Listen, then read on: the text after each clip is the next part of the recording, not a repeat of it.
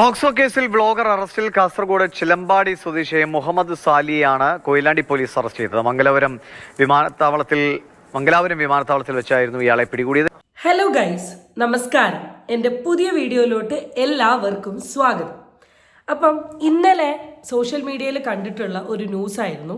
അപ്പം ഞാൻ ആദ്യം കരുതിയത് ഇതിൻ്റെ ഒരു ചെറിയ ഷോർട്ട് വീഡിയോ മാത്രം എടുത്താൽ മതി എന്നാണ്. പക്ഷെ ഇന്ന് രാവിലെ ആയപ്പം ഞാൻ ഈ ന്യൂസ് കുറേ ഇങ്ങനെ 1, 2, 3, 4 വീഡിയോസ് കാണാനിടയായി.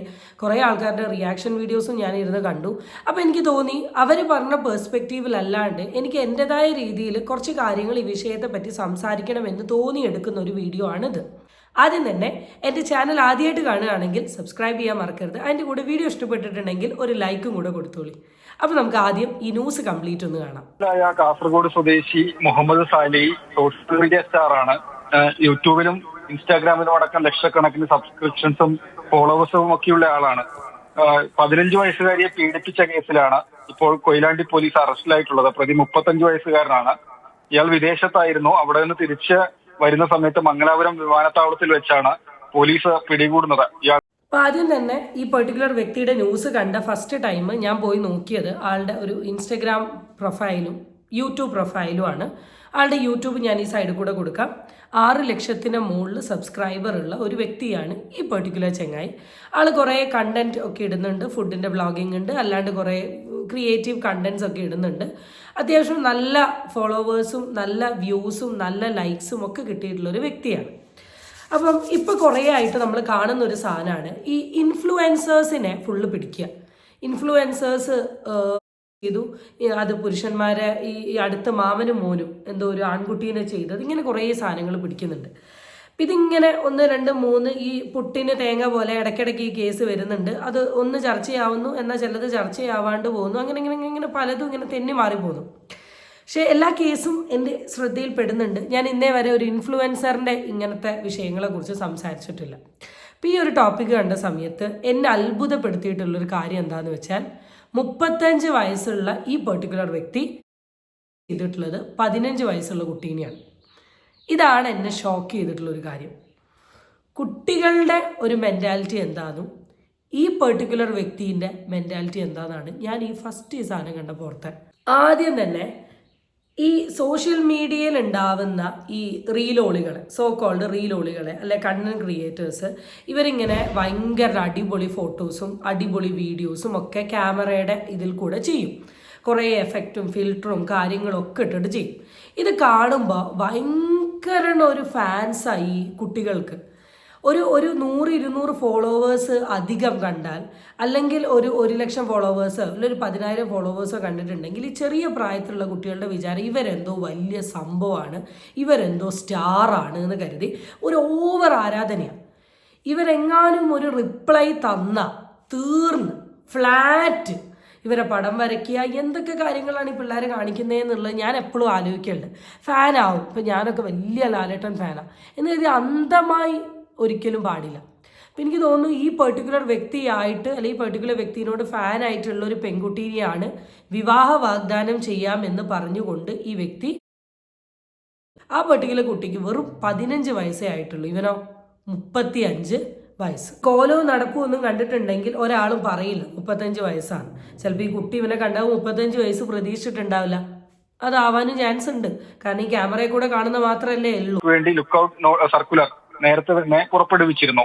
7 വർഷമായി സോഷ്യൽ മീഡിയയിൽ സജീവമായി വീഡിയോകൾ ചെയ്യുന്ന ആളാണ്. യൂട്യൂബിൽ ഷാലൂക്കിംഗ് മീഡിയ എന്ന പേരിലാണ് ഈ വീഡിയോകളൊക്കെ ചെയ്യുന്നത്. 2016 ഇയാൾ വിവാഹം കഴിച്ചിരുന്നു. ഇതിൽ 3 മക്കളും ഉണ്ട്. ആദ്യ ഭാര്യയുമായി ഇണങ്ങിയ സമയത്താണ് ഈ പെൺകുട്ടിയുമായി പരിചയത്തിലാകുന്നത്. ഇൻസ്റ്റഗ്രാമും സ്നാപ്ചാറ്റും വഴി ആദ്യമേ തന്നെ സംസാരിക്കുന്നു, ചാറ്റ് ചെയ്യുന്നു. പിന്നീട് കൂടുതൽ പരിചയത്തിലായി കുട്ടിയെ വിവാഹം കഴിക്കാമെന്നൊക്കെ, അതായത് പ്രായം പോലും പരിഗണിക്കാതെ വിവാഹം കഴിക്കാമെന്നൊക്കെ പറഞ്ഞ് പ്രലോഭിപ്പിച്ച് പീഡിപ്പിക്കുകയായിരുന്നു. വിദേശത്ത് വെച്ചാണ് ഈ സംഭവം ഉണ്ടാകുന്നത്. എൻ്റെ മോനെ ഞാൻ തന്നെ കേട്ടപ്പോൾ ഞെട്ടിപ്പോയി. 35 വയസ്സുകാരൻ, 3 കുട്ടികളുടെ അച്ഛൻ, ഇവൻ്റെ കയ്യിൽ നിന്ന് സംഭവിക്കാൻ പറ്റുന്ന ഒരു കാര്യമാണ് ഇവിടെ സംഭവിച്ചിട്ടുള്ളത്. 15 വയസ്സുള്ള കുട്ടി, ഇവന് ശരിക്കും ഇവന് മോളെ പ്രായമല്ലേ ആ കുട്ടിക്കുള്ളൂ. എങ്ങനെ ഇവൻ ആ കുട്ടീൻ്റെ അടുത്ത് അങ്ങനെ പെരുമാറാൻ തോന്നി? എങ്ങനെ ഇവന് പെരുമാറാൻ തോന്നി? ഭാര്യയായിട്ട് തെറ്റിയ സമയത്താണ് ഇവൻ ഇങ്ങനൊരു കാര്യം ചെയ്തിട്ടുള്ളത്. ഈ പെർട്ടിക്കുലർ വ്യക്തിക്ക് ഉണ്ടാകുന്ന 3 കുട്ടികളുടെ അവസ്ഥ എന്ന് ആലോചിച്ച് നോക്ക്. അവരുടെ കൂടെ പഠിക്കുന്ന പ്രായമുള്ള കുട്ടീനൊക്കെ ആയിരിക്കും ഈ രീതിയിൽ ചെയ്തിട്ടുണ്ടാവുക. ഞാൻ ആലോചിക്കുന്നത് ഈ എനിക്ക് ഏത് കേസ് വരികയാണെങ്കിലും ഞാൻ എപ്പോഴും വിക്ടിം സൈഡിലുള്ള ആളുടെ ലോട്ടാണ് എൻ്റെ ഒരു ബ്ലെയിം എപ്പോഴും പോവുക. അപ്പം ഇവിടെയും ഞാനതാ പറയുന്നത്, ഒരു 15 വയസ്സുള്ള കുട്ടി എങ്ങനെ 35 വയസ്സുള്ള, ചിലപ്പം കുട്ടികൾക്ക് ഇവനെ കാണുമ്പോൾ പ്രായം തോന്നുന്നുണ്ടാവില്ല, അല്ലെങ്കിൽ ഇവൻ്റെ ഈ ഫ്രീക്ക് കോലം കാണുന്ന സമയത്ത് ഇവനെന്തോ ചെറിയ ചെക്കനാന്ന് കരുതിയിട്ടുണ്ടാവും. പിന്നെ ഇവർക്കൊക്കെ ചാറ്റ് ചെയ്യാൻ ഭയങ്കര കഴിവാണ്. ഇൻസ്റ്റഗ്രാമും സ്നാപ്പും എല്ലാത്തിൽ കൂടി അങ്ങോട്ട് വീത്തി അങ്ങ് കുട്ടീനെ അങ്ങ് പ്രണയ കുടിയിൽ കൊണ്ടുപോയി എല്ലാം സെറ്റാക്കി ലാസ്റ്റ് ഇവൻ്റെ വഴിക്ക് പോയി. എന്താ ഇതിനെ പറയണ്ടേ? നിങ്ങൾ പാരൻസിനോട് എനിക്ക് ചോദിക്കാനുള്ളൊരു കാര്യം, 15 വയസ്സുള്ള കുട്ടിക്ക് ഫോണിൻ്റെ ആവശ്യം എന്താ? ഇപ്പം ഈ ഓൺലൈൻ ക്ലാസ്സാണ് ഏറ്റവും വലിയ പ്രശ്നം. ഓൺലൈൻ ക്ലാസ്സിന് വേണ്ടിയിട്ട് എത്രയോ പാരൻസ് കുട്ടികൾക്ക് അവരുടെ ഫോൺ കൊടുത്തിട്ടുണ്ടെങ്കിൽ അവർക്ക് ഫോൺ യൂസ് ചെയ്യാൻ ടൈമില്ലല്ലോ എന്ന് കരുതി സ്വന്തമായിട്ട് ഫോൺ വാങ്ങിക്കൊടുക്കും. എന്നാൽ കുട്ടികൾ ഏത് രീതിയിലാണ് ഈ ഫോൺ യൂസ് ചെയ്യുന്നത് എന്നുള്ളത് നിങ്ങൾ ആരെങ്കിലും ശ്രദ്ധിച്ചിട്ടുണ്ടോ? ഒരു മെച്യൂർ ആയി കഴിഞ്ഞതിന് ശേഷം അവരുടെ ഫോൺ അവരുടെ പേഴ്സണൽ സാധനമാണ്, ആ സ്പേസിലോട്ട് കയറരുത്. പക്ഷെ കുഞ്ഞു കുട്ടികളായി നിൽക്കുമ്പോൾ അവരുടെ ഉപയോഗം നമ്മൾ ശ്രദ്ധിക്കണം. അവരെന്താണ് കാണുന്നത്, ഏത് വീഡിയോ ആണ് നോക്കുന്നത്, ആരോട് ചാറ്റ് ചെയ്യുന്നത്, എന്ത് അവസ്ഥയിലോട്ടാണ് പോകുന്നത്, ഇതൊന്നും നോക്കാൻ ടൈമില്ലെങ്കിൽ പിന്നെ എന്തിനാണ് നിങ്ങൾ കുട്ടികൾക്ക് ജന്മം കൊടുത്തിട്ടുള്ളത്? ഇവിടെ ഈ കുട്ടി ഈ നിലയിൽ 15 വയസ്സുകാരി കുട്ടി ഇവൻ്റെ കൂടെ പോയി ഇങ്ങനൊരു ബന്ധത്തിൽ ഏർപ്പെടുന്ന അത്രത്തോളം ഫ്രീഡം ആ പെൺകുട്ടിക്ക് കിട്ടിയിട്ടുണ്ടെങ്കിൽ അതിനൊരു തെറ്റ് നിങ്ങളുടെ സൈഡിൽ തന്നെയാണ്. ആത്മാർത്ഥമായി പറഞ്ഞാൽ നിങ്ങളുടെ സൈഡിൽ തന്നെയാണ്.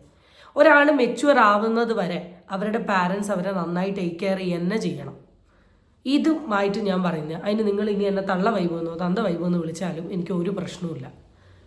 ആൻഡ് രണ്ടാമത്തെ ഒരു കാര്യം, സ്വന്തം മോളെ പ്രായമല്ലേ ആ കൊച്ചിനുള്ളൂ. ഇനി ആ കൊച്ച് എന്നോട് ആരാധന മൂത്ത് വന്നതാണെങ്കിലും ഈ ഒന്ന് പറഞ്ഞു കൊടുക്കണ്ടേ, മോളെ ഞാൻ കല്യാണം കഴിച്ചതാണ്, എനിക്ക് 3 കുട്ടികളുണ്ട്, എനിക്ക് നിന്നെ ഒരിക്കലും അങ്ങനെ കാണാൻ പറ്റില്ല എന്ന് പറഞ്ഞു കൊടുക്കണ്ടേ? പകരം അവളുടെ ഇൻസ്റ്റഗ്രാമും സ്നാപ്പും വാങ്ങി ചാറ്റ് ചെയ്ത് തോന്നിവാസം ചെയ്യുക. ഇനി എൻ്റെ മക്കൾ എങ്ങനെ സ്കൂളിൽ പോകും? ആ മക്കളെ അവസ്ഥ ഒന്ന് ആലോചിച്ച് നോക്ക്, എൻ്റെ ഭാര്യേൻ്റെ അവസ്ഥ ആലോചിച്ച് നോക്ക്. ഇതുപോലെ പല പെണ്ണുങ്ങളുമായിട്ടുള്ള ഈ ചാറ്റിങ് കാരണമായിരിക്കും ആദ്യം എൻ്റെ ഭാര്യ എൻ്റെ ഇട്ടിട്ട് പോയിട്ടുണ്ടാവുക. ഭാര്യ ഒന്നും ചെയ്യാൻ പാടില്ല, എനിക്ക് എന്തു ചെയ്യാം? ഈ സോഷ്യൽ മീഡിയയിൽ വന്ന് 2 വീഡിയോയും റീൽസും ഇട്ടാൽ നിങ്ങളെന്തോ വലിയ സംഭവമായെന്ന് തോന്നുന്നുണ്ടോ? ഇത് തോന്നി കുഞ്ഞു പീള മക്കൾക്ക്, വലിയ ആൾക്കാർക്ക് ഒന്നുമില്ല. ഇന്ന് ഇൻഫ്ലുവൻസേഴ്സ് എന്ന് പറഞ്ഞാൽ അങ്ങനെയാണ്. നമ്മൾ പണ്ട് തമാശയ്ക്ക് പറയുക, കൊച്ചി ചെന്ന് കല്ലെറിഞ്ഞിട്ടുണ്ടെ തല വീഴ ഒരു ബിടെക്കുകാരൻ എന്ന് പറയുന്ന പോലെ ഇന്ന് ഇൻഫ്ലുവൻസേഴ്സ്. ഇന്ന് ഇൻസ്റ്റഗ്രാം റീൽസ് ഇല്ലാത്ത, യൂട്യൂബ് അക്കൗണ്ട് ഇല്ലാത്ത ആരുമില്ല. ഇന്ന് ചവറ് വറ പോയിക്കൊണ്ടിരിക്കുക. ആ ഒരു ടൈമിലാണ് ഇമാതിരി തോന്നിവാസ പരിപാടികൾ കാണിച്ചു വെച്ചിട്ടുള്ളത്. കല്യാണം കഴിക്കാതെ 15 വയസ്സുകാരിന് 35 വയസ്സ്. അതിൻ്റെയൊക്കെ ഒരു ചിന്തേ. ഇനി അടുത്ത മക്കളെ നിങ്ങളോടാണ് പറയാനുള്ളത്. നിങ്ങളോട് വീഡിയോ കാണുന്ന ഈ കുറച്ച് ഫോട്ടോസ് എടുക്കുക, കുറച്ച് വീഡിയോസ് എടുക്കുക എന്ന് പറയുന്നത് വലിയ ഇമ്പോർട്ടൻറ്റ് കാര്യമൊന്നുമല്ല. നിങ്ങൾക്ക് ഭാവിയിൽ നിങ്ങൾക്കും വീഡിയോ എടുക്കാം. നിങ്ങൾക്കൊരു പാർട്ട്ണർ വരുമ്പോൾ പാർട്ട്ണറിന് വീഡിയോ എടുക്കുക, എന്തോ ചെയ്യുക. ഇവർ 4 വീഡിയോ സോഷ്യൽ മീഡിയയിൽ ഇടുന്നുണ്ട് എന്ന് കരുതിയിട്ട് ഒരുമാതിരി രീതിയിൽ ആരാധന മൂത്തിട്ട് അവനവൻ്റെ സ്വന്തം വെർജിനിറ്റി പോലും കൊണ്ടുപോയി കളയല്ലേ ഇങ്ങനത്തെ ആൾക്കാരുടെ മുമ്പിൽ. നിങ്ങൾക്ക് ഫ്രീഡം ഉണ്ട്. ഇപ്പോഴത്തെ കുട്ടികൾക്ക് ഭയങ്കര ഫ്രീഡമാണ്, ഭയങ്കര സ്പേസാണ്. അച്ഛനും അമ്മയൊക്കെ കൊടുക്കേണ്ട കാര്യങ്ങൾ കൊടുത്ത് ഇങ്ങനെ വളർത്തുന്നത്.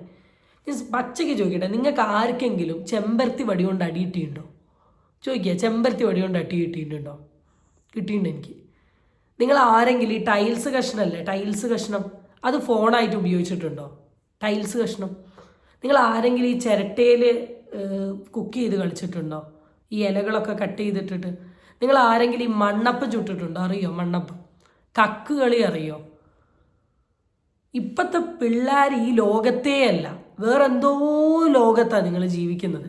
നിങ്ങൾ ഫുള്ള് സോഷ്യൽ മീഡിയ യുഗവും സന്തോഷവും ഹാപ്പിനെസ്സും അതും ഇതും ആയിക്കോട്ടെ, വേണ്ടെന്നല്ല പറയുന്നത്. സ്വന്തം സ്പേസ് വിട്ട് കളിക്കരുത്. തിരികെ എത്തുമ്പോൾ ഏതായാലും പ്രതിയെ പിടികൂടുകയും ചെയ്തിട്ടുണ്ട്. പിടികൂടിയാൽ മാത്രം പോരാ, കൊടുക്കേണ്ട ശിക്ഷ കറക്റ്റായിട്ട് കൊടുക്കണം. ആൻഡ് ഇപ്പോൾ ഒരു കാര്യം കൂടെ പറയാണ്ട്, ശിക്ഷ കൊടുക്കുന്ന സമയം ചാടിപ്പോവാണ്ടോ നോക്കണം. വിദേശത്ത് വച്ചാണ് കുട്ടിയെ പീഡിപ്പിച്ചതെന്നാണ് ഇപ്പോൾ പുറത്തുവരുന്ന വിവരങ്ങളിൽ ഉള്ളത്. വിദേശത്ത് താമസിച്ച് പഠിച്ചിരുന്ന 14 വയസ്സുകാരിയായ പെൺകുട്ടി പ്രതിയുടെ ഇൻസ്റ്റാഗ്രാം ആരാധികയായിരുന്നു. ആരാധന വഴിവിട്ട രീതിയിലേക്ക് മാറിയതിനെ തുടർന്ന് രക്ഷിതാക്കൾ പ്രതിക്ക് മുന്നറിയിപ്പ് നൽകിയിരുന്നു എന്ന് പറയപ്പെടുന്നു. എന്നാൽ ഇത് അവഗണിച്ച് പ്രതി മുന്നോട്ട് പോയതോടെയാണ് പരാതി കൊയിലാണ്ടി പോലീസ് സ്റ്റേഷനിൽ എത്തിയത്. കഥയിൽ ട്വിസ്റ്റ് ഉണ്ടായിരുന്നു. അച്ഛനും അമ്മയും ഇത് കാണുന്നുണ്ടായിരുന്നു. പിന്നെ എന്താക്കിയിരുന്നു? നിങ്ങൾ നിങ്ങളുടെ മോളുടെ ഭാഗത്ത് ഒരു മിസ്റ്റേക്ക് കാണുമ്പം ഓപ്പോസിറ്റുള്ള ചെക്കനെ റെഡിയാക്കുന്നതിന് മുമ്പ് ആദ്യം അവളെ റെഡിയാക്കണമായിരുന്നു. അവളെ പറഞ്ഞ് മനസ്സിലാക്കാൻ, മോളെ നീ 15 വയസ്സാണ്, നിനക്ക് ഫോണ് തന്നത് നിന്റെ പഠന ആവശ്യത്തിന് വേണ്ടിയിട്ടാണ്. ഇൻസ്റ്റഗ്രാമിൽ കാണുന്ന ചെക്കന്മാരെ ആരാധിച്ച് അങ്ങോട്ട് കയറി മെസ്സേജ് അയച്ച് ഇൻസ്റ്റയും സ്നാപ്പും കൊടുത്തിട്ട് ഈ രീതിയിലുള്ളൊരു ബന്ധത്തിലോട്ട് പോകാനല്ല എന്ന് അവൾ പറഞ്ഞ് മനസ്സിലാക്കണമായിരുന്നു. ഇവിടെ നിങ്ങളേ കുറ്റം പറയും. അവനെ പറയണം ഒരു സൈഡിൽ, പക്ഷെ അതിൻ്റെ കൂടെ നിങ്ങളുടെ ഒരു കെയറും. നിങ്ങൾ അവനെ വാൺ ചെയ്യുന്നതിന് മുമ്പ് അവളെ വാൺ ചെയ്യണമായിരുന്നു. അവളെയും മാറ്റി നിർത്തണമായിരുന്നു. അത് നിങ്ങൾ ശ്രദ്ധിക്കേണ്ട ഒരു കാര്യമാണ്. അതെന്താ അറിയോ, ഇന്നത്തെ മക്കൾക്ക് അച്ഛനും അമ്മമാരെയും ഒരു പേടിയില്ല. അവർക്ക് എന്തും പറയാം, എതിർത്ത് പറയാം, മുഖത്ത് നോക്കി പറയാം, എല്ലാത്തിൻ്റെയും ഒരു അക്സെപ്റ്റൻസാണ്. വേണ്ടാന്നൊന്നുമല്ല പറഞ്ഞത്, വേണം. പക്ഷെ തല്ലേണ്ട അടുത്ത് തല്ലണം, ചീത്ത പറയേണ്ട അടുത്ത് ചീത്ത പറയണം, കൊഞ്ചിക്കേണ്ട അടുത്ത് കൊഞ്ചിക്കണം, ഫ്രീഡം കൊടുക്കേണ്ട അടുത്ത് ഫ്രീഡം കൊടുക്കണം. ഇതെല്ലാം കൊടുക്കേണ്ടതായ രീതിയിൽ കൊടുത്താലേ നന്നാവും. ഇല്ലെങ്കിൽ എല്ലാം ഈ അവസ്ഥയാവും. എത്ര പേരറിഞ്ഞു? ഇപ്പം നിങ്ങളുടെ ഐഡൻറ്റിറ്റി കാര്യങ്ങളൊന്നും നമുക്കാർക്കും അറിയില്ല, പക്ഷെ നിങ്ങളുടെ കുടുംബത്തിൽ അറിഞ്ഞില്ലേ, നിങ്ങളുടെ നൈബേഴ്സിന് അറിഞ്ഞില്ലേ ആ ചെക്കൻ്റെ അവസ്ഥ എന്തായി, അവൻ്റെ ഭാര്യേൻ്റെ അവസ്ഥ എന്തായി, അവൻ്റെ കുട്ടികളുടെ അവസ്ഥ എന്തായി? ഒരു അശ്രദ്ധ മൂലം ഉണ്ടായിട്ടുള്ള ഒരു കാര്യമാണിത്. താനാണ് വിവരം അറിയിച്ചതെന്നും പ്രതി അവകാശപ്പെടുന്നുണ്ട്. പെൺകുട്ടി പിന്മാറാത്തത് കൊണ്ടാണ് ഈ സാഹചര്യം ഉണ്ടായതെന്നും ഇയാൾ അടുത്ത സുഹൃത്തുക്കളോട് പറഞ്ഞതായും റിപ്പോർട്ടുകളുണ്ട്. അതേസമയം സംഭവം ശ്രദ്ധയിൽപ്പെട്ടതോടെ കേരള ഇൻഫ്ലുവൻസർ കമ്മ്യൂണിറ്റിയിൽ നിന്ന് ഇയാളെ പുറത്താക്കിയിട്ടുണ്ട്. ആദ്യം അച്ഛൻ അറിയാമെന്ന് പറയുന്നു, ആദ്യം ഇവൻ അറിയാമെന്ന് പറയുന്നു. ഓക്കെ, ഈ പെർട്ടിക്കുലർ വ്യക്തിക്ക് അറിയുമെങ്കിൽ നീ ആദ്യം ചെയ്യേണ്ട ഒരു കാര്യം എന്താ അറിയോ, ആ പെൺകുട്ടി ഈ ആരാധന മൂത്ത് ഈ അപ്രോച്ച് ചെയ്യുന്ന സമയത്തേ പറയണം, മോളെ എനിക്ക് പ്രായമായി എന്നൊക്കെ പറയണമായിരുന്നു. അപ്പോൾ ഒന്നും പറയാണ്ട് ലാസ്റ്റ് ഉപയോഗിച്ച് ഒഴിവാക്കാമെന്ന് കരുതിയപ്പം തലയ്ക്ക് പിടിച്ചു എന്ന് മനസ്സിലാക്കിയപ്പോൾ വേഗം വീട്ടുകാരെ അറിയിച്ചിട്ട് കാര്യമില്ല. ഇവിടെ അതാ നടന്നത്.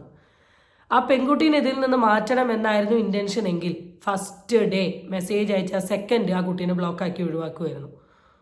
ചെയ്തില്ലല്ലോ. എല്ലാം കഴിഞ്ഞ് വീട്ടുകാർ അറിയിക്കുന്നുണ്ടെങ്കിൽ എനിക്ക് എൻ്റെ തലേന്ന് ആ കൊച്ചിനെ ഒഴിവാക്കണം.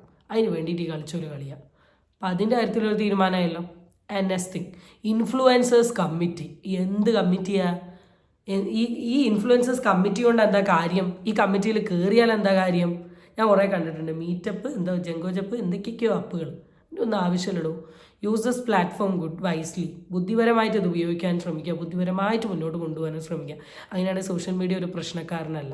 ഓക്കെ, അടുത്ത വീഡിയോ ആയിട്ട് നമുക്ക് വീണ്ടും കാണാം. ടാറ്റാ, ബൈ.